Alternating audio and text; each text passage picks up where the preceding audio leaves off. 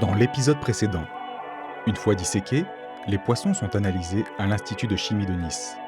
Les résultats sont sans équivoque, des traces de molécules médicamenteuses ont été décelées.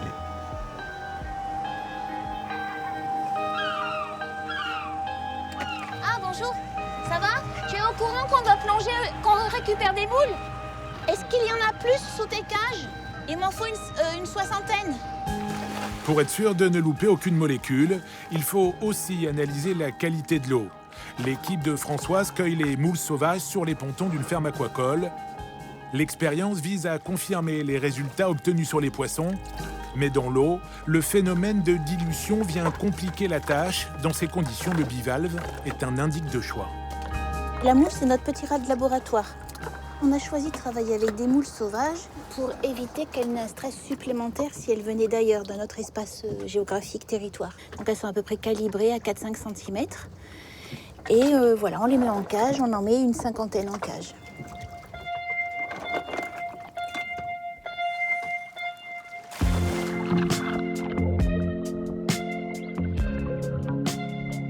Les moules vont être immergés par 12 mètres de profondeur sur 3 lieux différents. Un site neutre pour servir de référence et 2 situés à proximité des effluents des stations d'épuration. La moule, c'est un animal qui est filtreur et comme elle filtre beaucoup d'eau, à peu près 10 litres d'eau par heure, et elle a la particularité d'accumuler les contaminants, c'est-à-dire qu'elle les stocke également. Du coup, c'est un bio-indicateur de l'environnement. On va le mettre dans les milieux quand on souhaite tester la qualité de l'eau, et la moule va intégrer la qualité du milieu dans sa chair. Jusqu'à présent, les quantités de résidus médicamenteux retrouvés dans les moules sont inférieures aux normes, mais elles confirment bel et bien la présence dans l'eau des 4 molécules sur tous les sites testés.